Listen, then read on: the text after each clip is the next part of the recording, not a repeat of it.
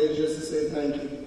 God, we thank you, God, for your grace and your mercy. Now, God, as we enter this town hall, God, show yourself mightily. God, we love you, we honor you, we magnify your name, we give your name glory and praise. In Jesus' name, amen. I don't have to adjust this down, but good evening, everyone. I am State Representative Wanda Lindemann, and I have the pleasure, honor, and privilege of representing this area where we sit today in the historic A.H. Parker High School auditorium for the last 14 years in the Alabama House of Representatives. I've called this meeting today because we received news last week that Birmingham-Southern College, which has been a staple in this community for roughly 68 years, will close its doors under the current existence of Birmingham-Southern College, effective May 31st. The reason I wanted to bring you together is to have an opportunity to talk with you about next steps, where we are, but also there have been some concerns from the general public as to how we got here. I am going to open up with just a historical perspective of everything that has transpired since the fall of 2022 to the current date. Why am I doing that? I'm doing this because I think that the public deserves to know I have always been one to speak truth to power. I want to begin by thanking Dr. Hudson, Darrell Hudson, the principal of this school, wave your hand, for allowing us once again to come here for a purpose such as this, as well as the superintendent, Dr. Mark Sullivan, for always extending an open door to us. With me tonight, and you will hear from these individuals, we have the council president, Darrell O'Quinn, for the Birmingham City Council, who also represents the Smithfield community. We have Representative Patrick Sellers. We also have Representative Tillman. Representative Travis Hendricks, who is also a representative for a portion of the area, should be here shortly. Again, thank you all for coming. Fall 22, I received a request from Daniel Coleman, president of Birmingham-Southern, to have a meeting with him on the campus to discuss a matter. It was not until I participated or accepted the invitation that I was informed in the fall of 2022 that there was a possibility that Birmingham-Southern would close. During that meeting, President Coleman shared with me that they had exhausted much of their of their endowment, and that they were on life support. At that meeting, I expressed my concern, to have just found out, because I felt that we did not just by happenstance get here or get there in that instance. He explained to me that there had been a series of expenditures over the course of years because of a building, the building and construction program that they had under a previous president, which was a capital improvement, capital development program. As a result of that and other things, the school had at that point become in dire straits. I began a process at that point of trying to develop a relationship with Mr. Coleman, trying to advise him of the process and processes that he would need to follow as a prescription in an effort to save the college. They were as follows. Develop a relationship with the Jefferson County delegation. All members of the delegation, regardless of party affiliation, all members needed to be vetted because we were dealing with the issue of a possible vote or a level of support. That meant Democrats and Republicans. I suggested to President Coleman that he establish this relationship as well as to have a full-on meeting. He, of course, informed me that he had already met previously with one or two individuals. They included Jabbo Wagner, I think Roger Smitherman, and he had a conversation or two with, at that time, who is still our current Education Trust Fund chair. I started started after that conversation, I then went on to share with him the key essential steps. A, secure your delegation locally. There are 105 members in the House of Representatives, 35 in the Senate. Regardless of whatever we were to do at that time, there had to be a point of origination. The point of origination started last year with legislation that would ultimately be termed as the Distressed Colleges and Institution Bill. After everything had been exhausted, President Coleman moved in a posture that we would create this bill, and doing so, there would have to be a vote of the legislature. The bill in question was developed around the custodian of the loan, and the person who would be responsible for the loan on behalf of the state would be Young Boozer, who is the duly elected treasurer for the state of Alabama. It would have been Young Boozer's responsibility to vet the process, to vet the loan itself, and to make sure that Birmingham-Southern was credit-worthy and that they had met all of the criteria as prescribed under the law. This was a very tenuous process, but it was one that was developed with a plan that myself, as the local state representative, Danny Garrett, who is not here, who is the Education Trust Fund chair, and the Speaker of the House, knowing that it was an uphill battle, we worked the process. We were successful in getting that loan program out last year, but ultimately Young Boozer, after he did his underwriting and review, determined, for whatever reason, that Birmingham-Southern was not worthy of the loan. This matter was taken to court. There was a challenge of Young Boozer's authority, and Young Boozer ultimately was upheld by the courts here in the state of Alabama. We then now move to roughly October. President Coleman began a process working with only Jabba Wagner, ultimately Roger Snivelman, and another representative who does not represent this area. They moved the bill into process and through the channels, and once again the bill originated in the Senate. When the bill came to the House, although it made it out of the Senate, there were concerns then.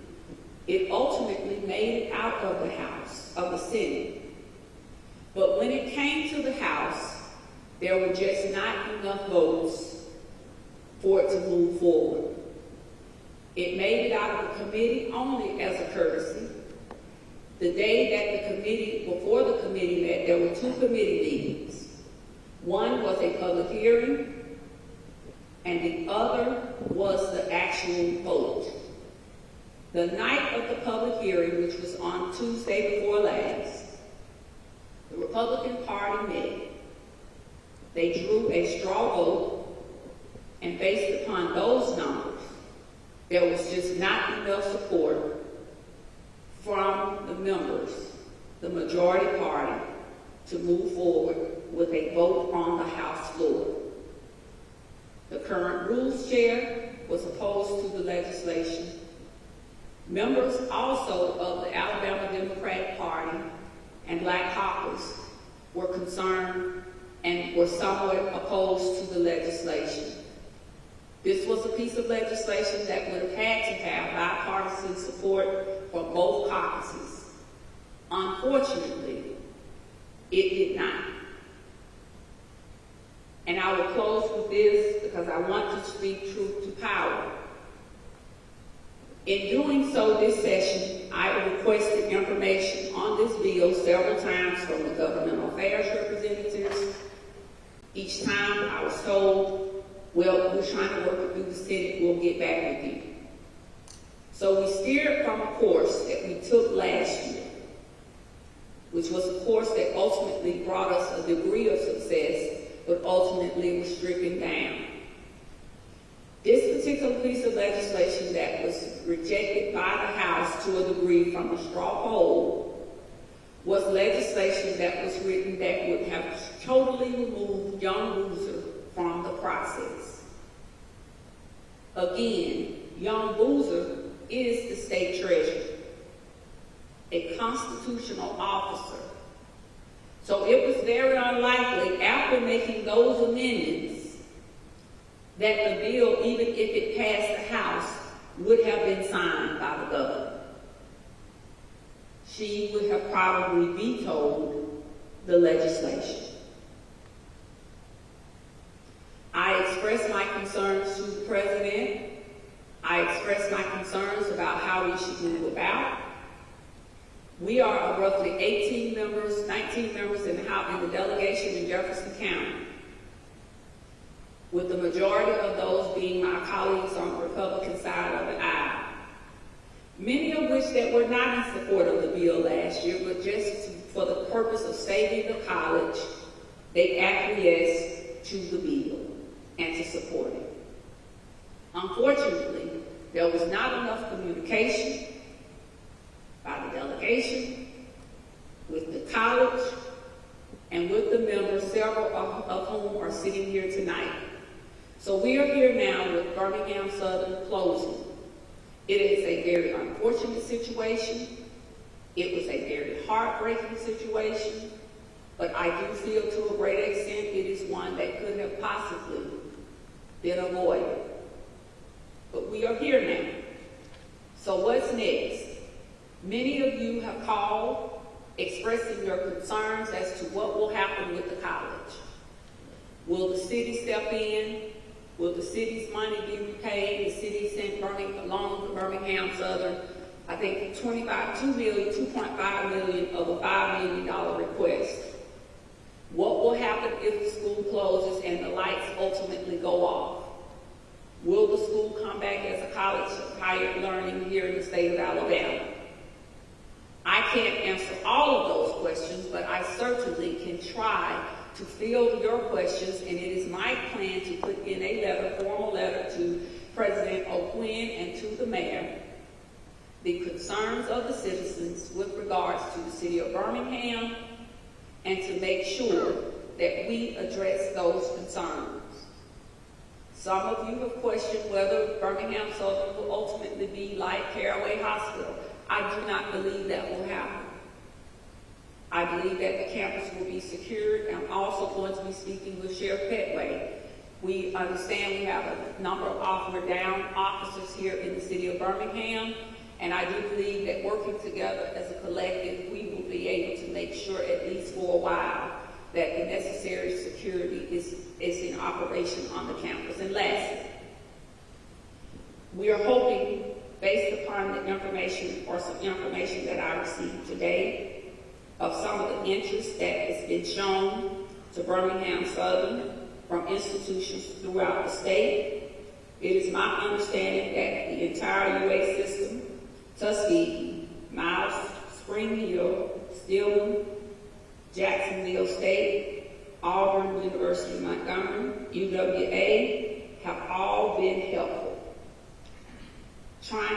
It's my understanding that currently there are 215 employees at Birmingham-Southern, 75 faculty, 140 non-faculty. As far as the campus itself, the priorities is to get a decent price, to pay back the creditors, and a good neighborhood, make it a good neighborhood for the College Hills and Smithfield communities. There will be 50 colleges on campus Friday. 2 levels of the participation is the first level to teach, out at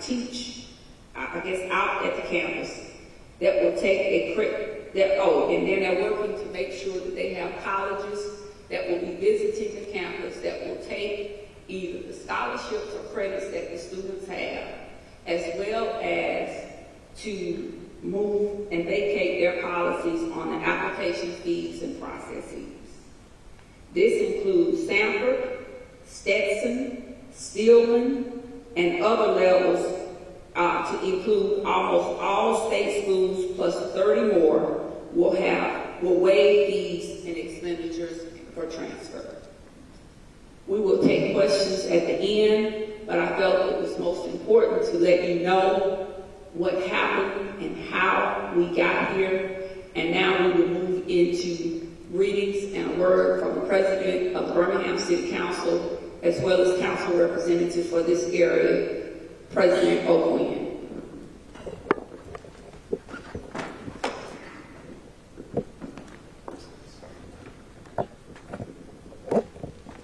Thank you, Representative Cuban. It's my pleasure to be with you here tonight. I first want to acknowledge that this is a difficult situation for the city of Birmingham, and my heart goes out to all the students and faculty who dreaded this day coming, and now have to move in a different direction, including finding ways to further their education and seek new employment. So just want to acknowledge those folks that are put in a very difficult position because of the outcome. As you know, and Representative Gaban mentioned, the city has been in lockstep with Birmingham-Southern for the past couple of years, trying to avoid this outcome and doing our part to show that we have skin in the game, and that Birmingham-Southern is a significant part of our community. But ultimately that effort wasn't successful, and we have to go in a different direction. The thing that I want to communicate to you is that the city is fully committed to this community, to College Hills and Bush Hills, Smithfield, Graymont, and the other surrounding neighborhoods.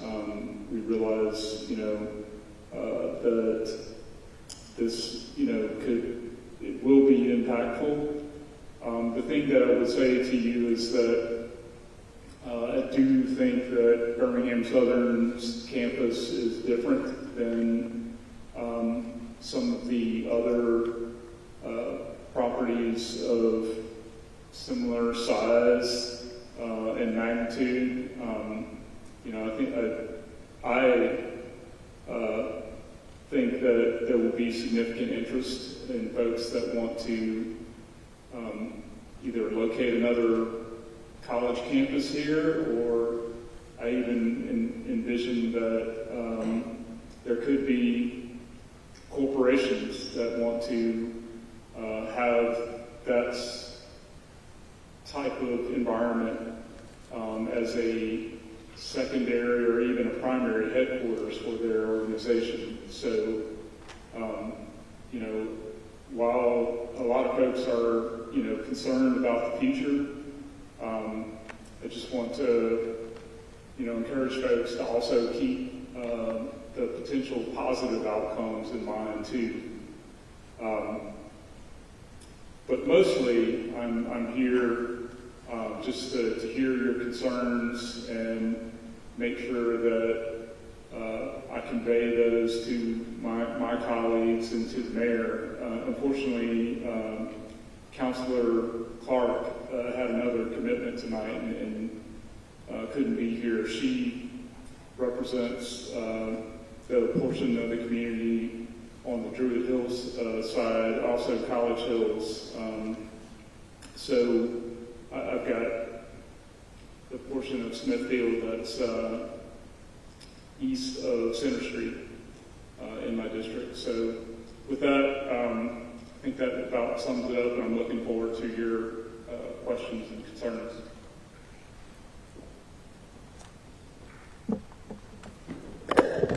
Thank you, Representative President O'Quinn. At this time, Representative Sellers will come, and then Representative Tillman, are you going to say a few words? Okay. And then we we will open it up. I will share with you more information that I may have, and then we'll go. Good evening. I think Representative Command has really laid out a schedule in which took place in the activities of Birmingham-Southern, even leading into its closing. One of the biggest things that affects not only just the city, this county, but also the state.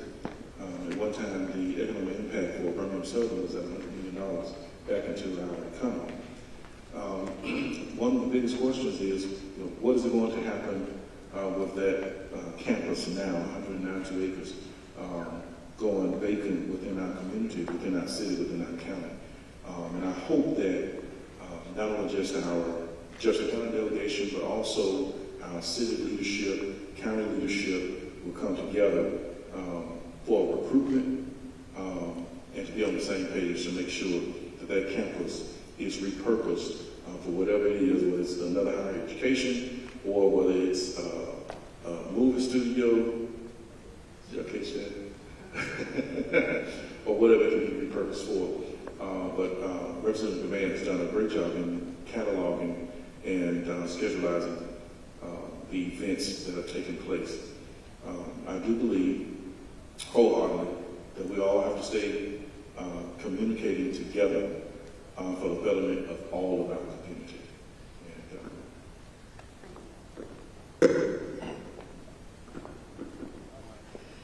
And I want to reiterate, thank you, Representative Sellers, what President O'Quinn said. Carol Clark and I have been talking constantly relative to these issues out of the state, a trip that had already been planned, and she'll be away for a few days. But at this time, I'm going to have Maria Knight from the Board of Equalization to take the microphone, or if you would come up, Maria. Some of the calls that we have been getting has been about the property value. What should we expect as the county begins to reevaluate the community now since Birmingham-Southern is closed? And so Maria's going to come up and talk to you all for just a minute. And this is a this lets you know the thought that we put into this meeting, because we have neighborhood leaders here that are going to take this information back, because these are the concerns that the people are having, and they want to make sure that they're not going to be downgraded in this community because Birmingham-Southern is leaving.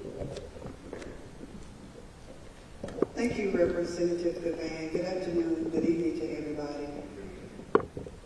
Our work is actually done in arrears.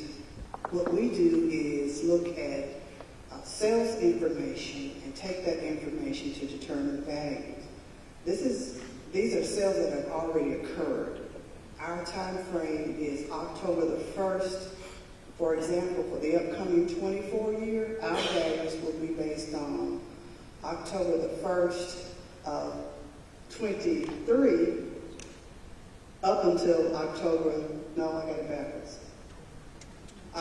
of 22, pretty much up until October of 23. So property values are based on activities in arrears. So it is difficult to project what will happen after the school has closed in terms of sales. So again, it is difficult to make that projection because we are valued in arrears.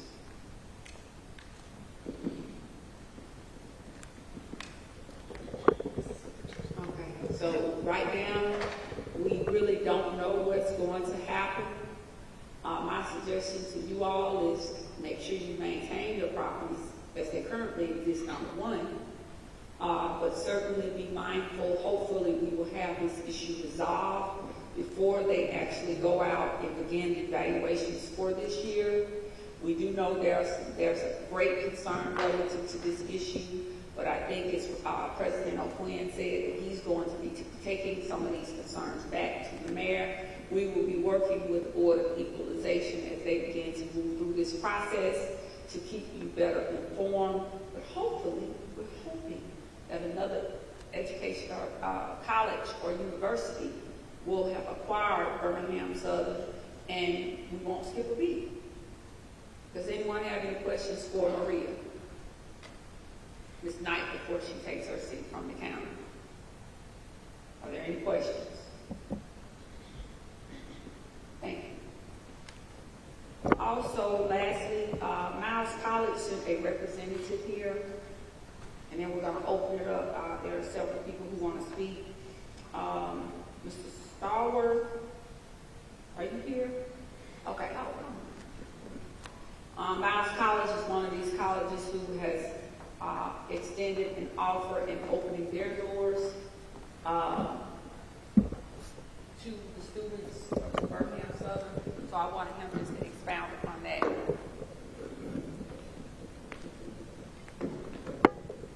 Thank you, Representative, for that. Good evening to everyone. Protocol having been established, I bring you greetings on behalf of our president, 15th president of Miles College, President Bobby Knight. And just to let you know that along with all the other institutions of higher education, Miles College, we stand with Birmingham-Southern. In retrospect to Friday, we will be there on Friday to assist those students and perhaps the faculty and staff in reference to finding a new home and continuing their higher education at Miles College. I didn't want this to fall on. And just to read a couple of things that we will be doing, and I am, again, Charles Stallworth, the Vice President of Enrollment Management for Miles College. And so some of the things that we will be doing to help those students navigate, if they so choose, Miles College, is to make sure that there's no cost to the admission or the transfer application, to make sure that there's the new student transfer application or orientation fee that will be waived. Also having that there's going to be an expedited transcript evaluation to make sure that those students get the quickest turnaround on their credits that come from Birmingham-Southern. Also making sure that we can be able to offer a transfer bridge scholarship to make sure that how we can put them in the best financial aid package available from their institution and what they qualify for financial aid. And also having a transfer advisement team to help those students in coming to Miles College if they so choose. And then also making sure the most important thing, that they continue that small college atmosphere that Miles College also offers as well. And so with that, we will be there on Friday, and thank you for mentioning that, Representative Gavan. And we're just here because it is a travesty of what has happened to one of our higher education entities in the state, but we will continue on, and we will help those institutions and those students to continue on, and hopefully they choose Miles College, which is the home of Southern Beauty, and we welcome them to our doors and through our doors. Thank you. Thank you, and let's thank Miles College, and let's thank all of the institutions of higher learning. That's commendable. I see some folks want to clap. Y'all can clap. And next, we will have, I try to always do these meetings within 1 hour. There's a couple of people who said to me they wanted to be able to speak. Ms. Minnie, if you would, stand, Ms. Minnie, and Melanie is going to bring you the microphone.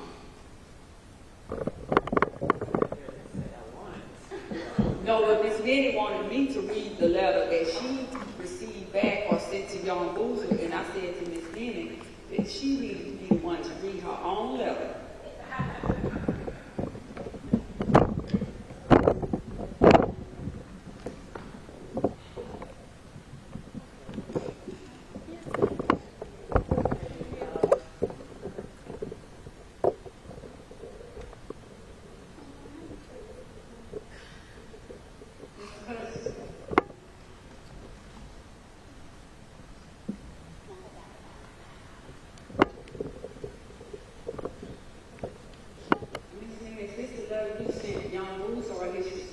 This is his response. But anyway, I am a great procrastinator, and I have been sitting, watching TV, and fuming over this situation. First of all, I'd like to thank you, Ms. Wren, for all of the hard work that you have put in and are committed to continuing. I've been living in the neighborhood. Actually, I live near Ringwood Field for 40 plus years. I worked at Caraway when it closed. So I would certainly hate to see the same thing happen to this neighborhood. So anyway, I did write Mr. Boozer a letter wanting to know the real reason why the loan. I said first it was they asked for a gift, and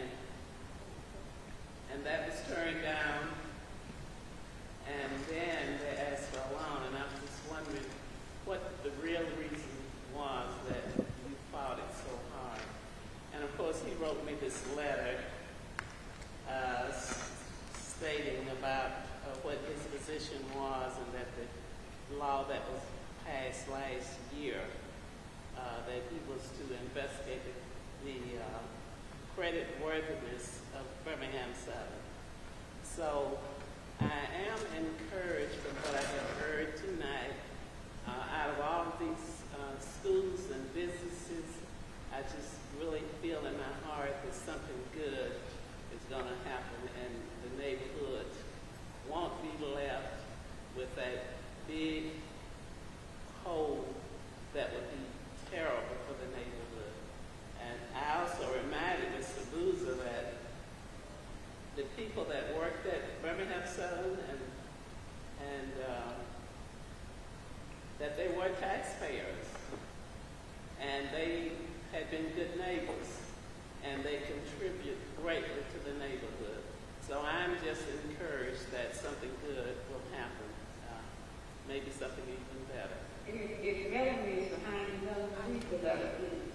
Oh, you want me?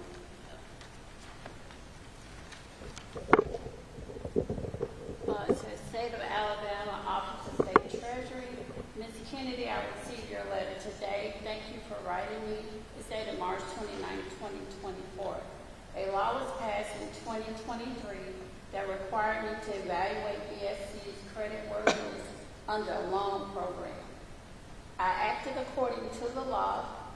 BSC did not meet the minimum requirements and failed to propose a restructuring plan that was acceptable. BSC attempted to amend the law this year.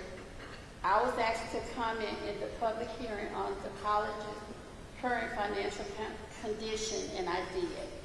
BSC leadership also spoke to the committee. Afterwards, House representatives decided not to approve the bill. This week, the board of BSC unanimously voted to close the school. It is unfortunate and sad in so many ways that BSC is closing. When all this started, I knew it could be difficult. The college has been around a long time, but has been failing for years. All the numbers confirmed it. I took special caution to be analytical, thorough, and impartial. I bear no ill will. Very respectfully, young Boozer. Thank you. Thank you, Ms. Minute, for your support.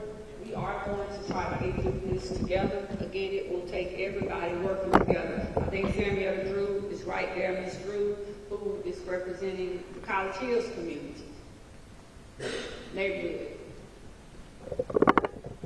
Thank you, Representative Van, and thank you for having us here. I actually live in historic Smithfield, but they tell me that I live in college.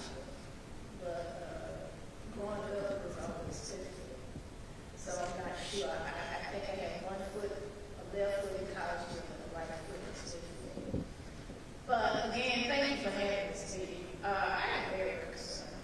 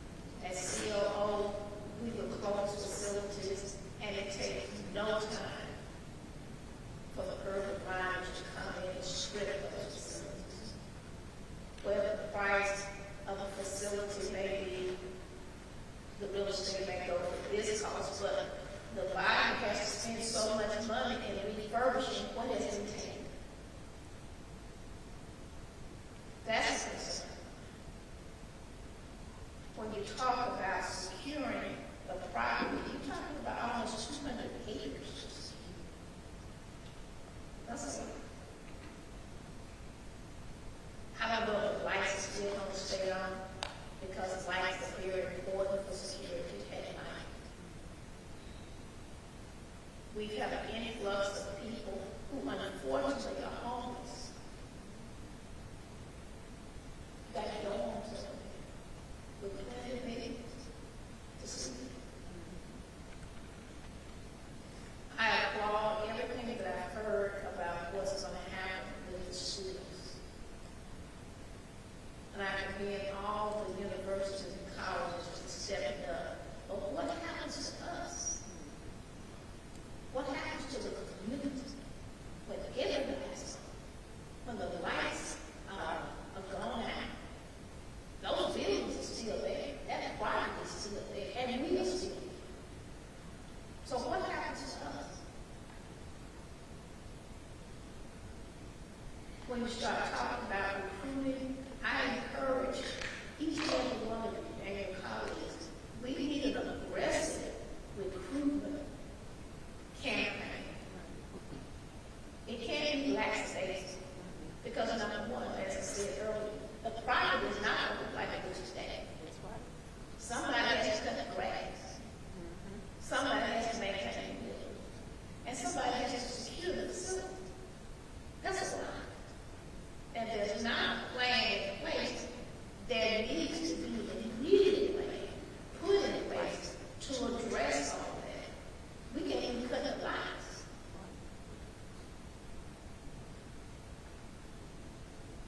So, as a resident of Lebanon College, right for historic Smithfield, I strongly encourage the powers to have an aggressive recruitment plan so that facility will not be allowed to be vacant for a long, even short period. Because it doesn't take long. And that's all it is.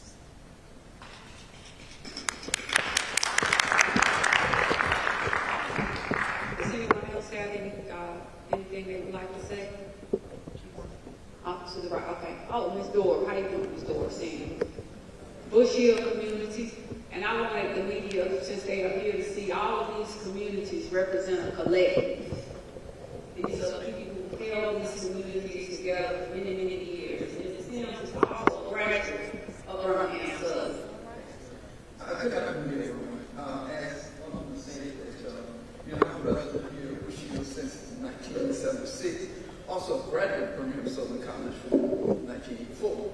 And still been engaged with Birmingham-Southern College since my graduation, because I served as one of the alumni directors for making sure that we return to the hilltop. So I guess my question is, hearing this situation with Frederick Boozer, where he's saying that his job was to determine the credit worthiness of Birmingham-Southern College. I guess what I want to know is what may have been some of his reasons for saying that that college did not meet the credit worthiness, because in that light, when I'm looking at all of us who are resident homeowners in Bush Hills, like myself, many of us have been there for almost 50 years. I think that, to me, raising the concern of what he saw was a negative thing for Birmingham-Southern receiving that loan, and to those of us who are residents there in Bush Hills who are very much concerned about our property as well. So I would like for you to expound a little bit on that if possible. Let me, and that's one of the reasons I wanted to give you all a start to finish historical perspective of everything that happened. First of all, before I get to Young Boozer, as we began to even negotiate last year to try to get the bill out, the first issue that my colleagues, both sides of the aisle, had was whether or not the state of Alabama would be able to be given the first right of refusal.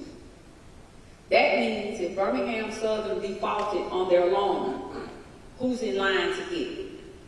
Well, an issue became whether or not they would be able to give the state the first right of refusal, as well as whether or not the bill would eventually sunset at a certain, that particular bill, the stress bill, would be able to sunset.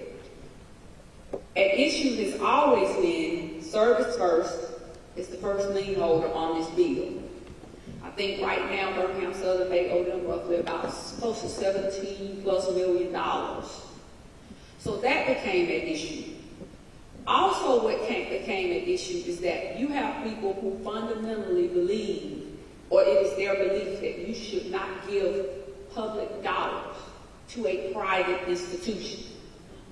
There are some that, and I'm just going to be honest with you, Democrats and Republicans, and everybody in here knows me knows I do not speak for anybody, but I am going to speak the truth, because everyone who came to me, my colleagues from across the aisle, expressed, because we kept this issue of Birmingham-Southern in the news so much, and why was that important? So when I got to session last year, it wouldn't be unfamiliar to them.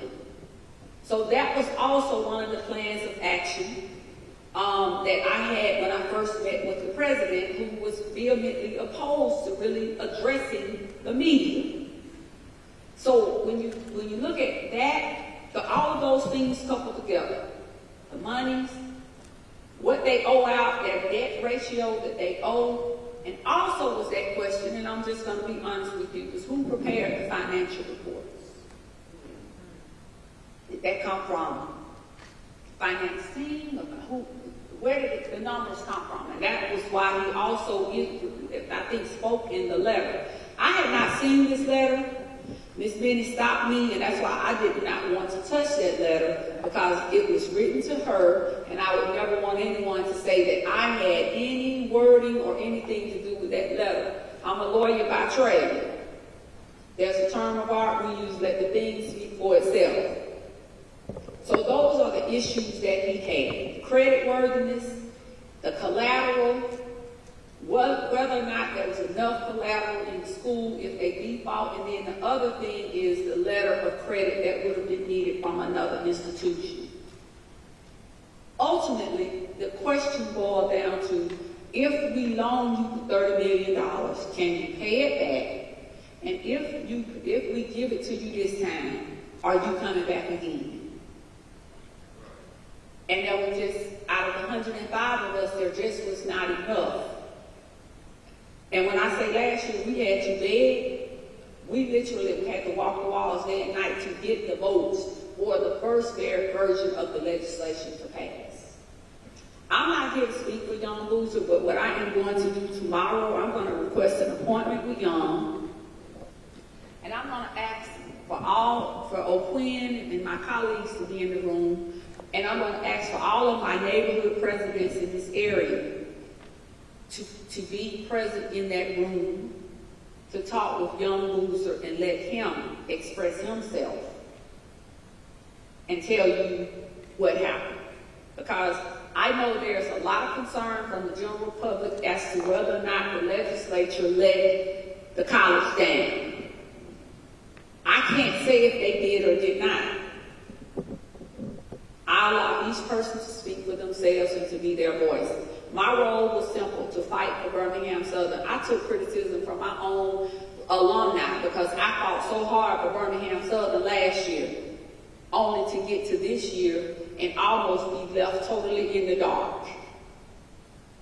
And I took a beating, verifiable, because I am a proud HBCU graduate of the Miles College Golden Bears. And to fight for Birmingham-Southern, I do that because this president, this vice president, all my neighborhood presidents told me what they wanted from this area, and that was to keep the doors open at Birmingham-Southern.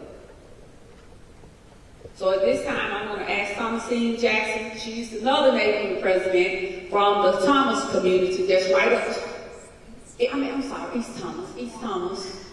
East Thomas Neighborhood Association. And if you would give her the, let me get them first and then Thomasine. And state your name.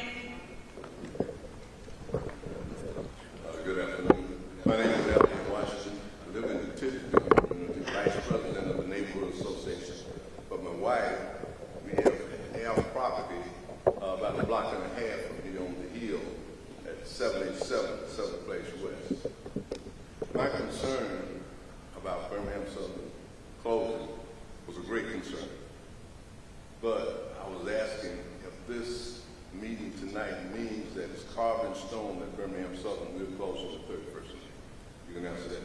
But, yeah, that was short of my question. Well, I believe you want me to answer now.